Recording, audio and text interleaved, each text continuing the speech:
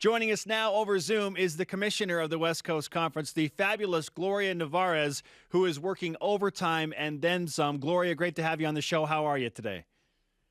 Really good. Great to see you guys. Glad to see you and that you are doing healthy. How would you explain your job as the commissioner of the WCC, let's say, over the last couple of months?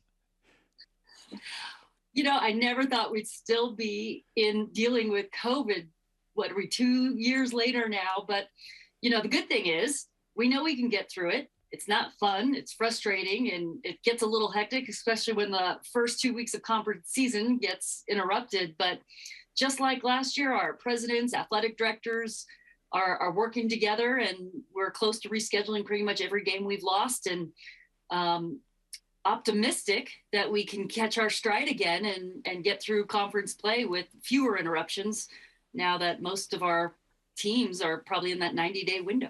What would have to happen to go back to the Ken Pomeroy standings and or mix up the schedule?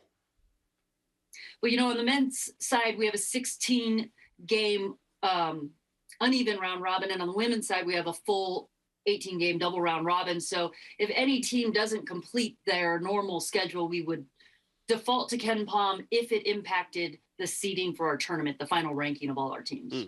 You said that you have already put in place plans to reschedule most of the games, which is fantastic news. We love to hear it.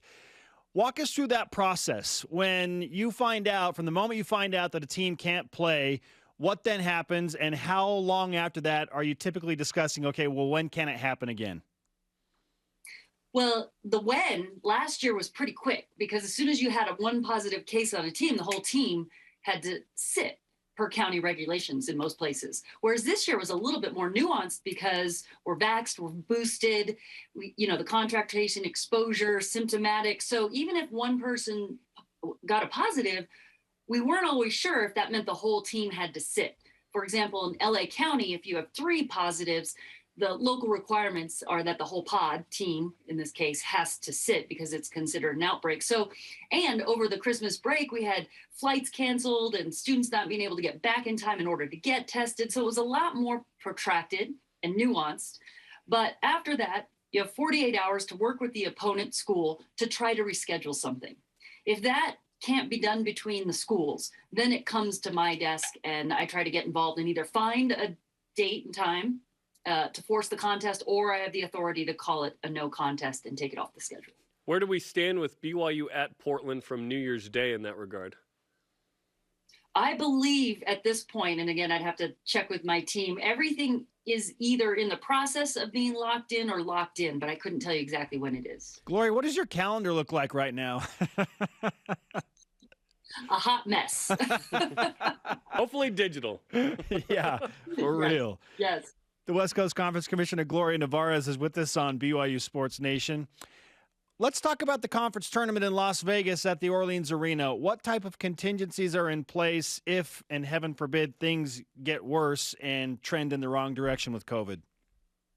Yeah, well, we did it last year. We went without fans, and we didn't do a true bubble, but we did contain and offer testing and a contained environment for the participants and the staff working the event. So we're prepared to do that again, but I'm optimistic that we'll be in a normal configuration. And I do think, depending on what the local requirements are in Las Vegas at that time, it's looking like we'll have a tournament as close to normal as we can. Fantastic. The West Coast Conference has produced a 3-bid league twice, would have been 3 probably in 2020 had that tournament been held. This year, it's projected as a 4-bid league with San Francisco doing some real work. How elated is the conference office right now that as of now, and hopefully it stays into March, right, that right now this is a 4-bid league? If the tournament were today, we'd have 4 teams in for sure.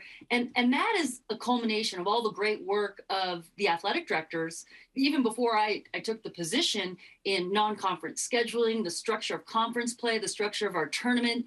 And it's really been an all-in effort to grow the strength in basketball. And it's really good to see it starting to reap some rewards. And I do think it's not a fluke. It's what we've listed as our goal. It's what we've been working toward, and we have a tremendous group of coaches and athletes that have really gotten it done even through these troubling times. Gloria, you're in a very tricky position for several reasons. And with 4 teams in play to make the NCAA tournament, if, and again, we hate to see any games canceled, but if some games are canceled, would you then, because you want 4 teams to get in the tournament, feel pressured or forced to cater to those 4 teams to bolster their specific resumes? How would that work?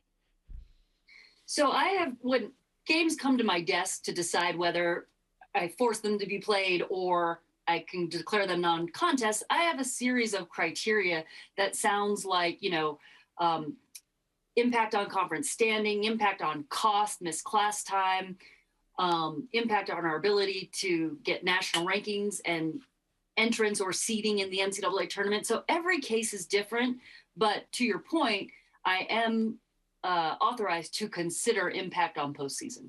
And that is interesting because a game like Portland for BYU doesn't necessarily help the Cougars. It could only hurt should they lose. So you have some fun criteria to walk through with that. I did want to ask you about BYU's exit of the WCC coming up in 2023.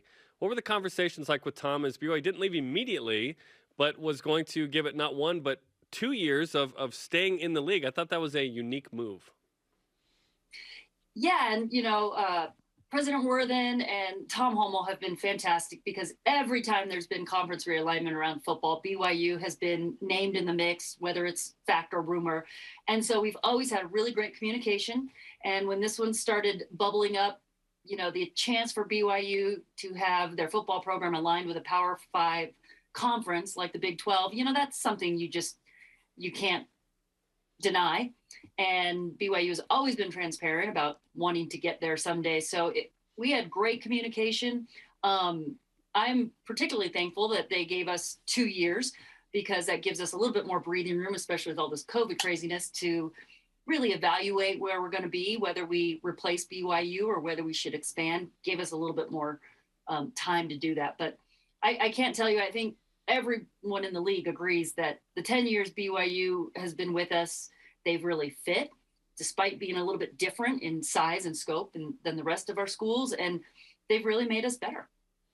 Where do you think that the BYU and West Coast Conference relationship have mutually benefited the most over now a decade plus?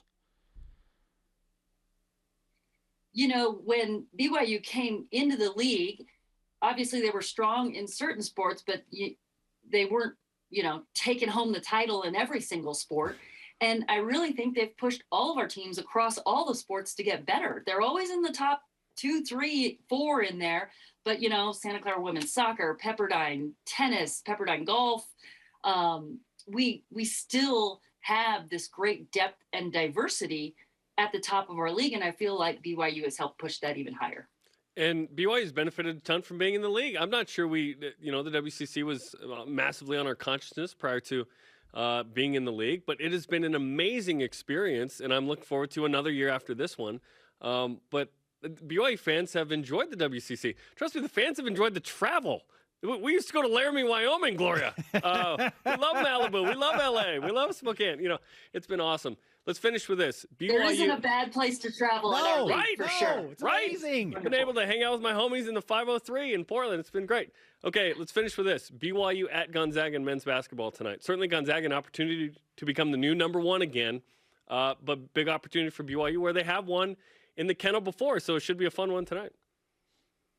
Absolutely, and BYU's got a couple good games on the horizon here. They get St. Mary's and USF. I can't remember what order. Yep. And I heard Baylor did lose, so this could be a chance to really bolster, both the rankings, no matter the outcome for these 2 teams. Gloria, it's great to talk with you. We appreciate everything you've done for BYU and the West Coast Conference, and we look forward to talking to you again soon. Thanks. Thanks for having me, and thanks for all the support of the league. Appreciate you both. Absolutely. Gloria Nevarez, Commissioner of the West Coast Conference, with us on BYU Sports Nation. What an unbelievable job.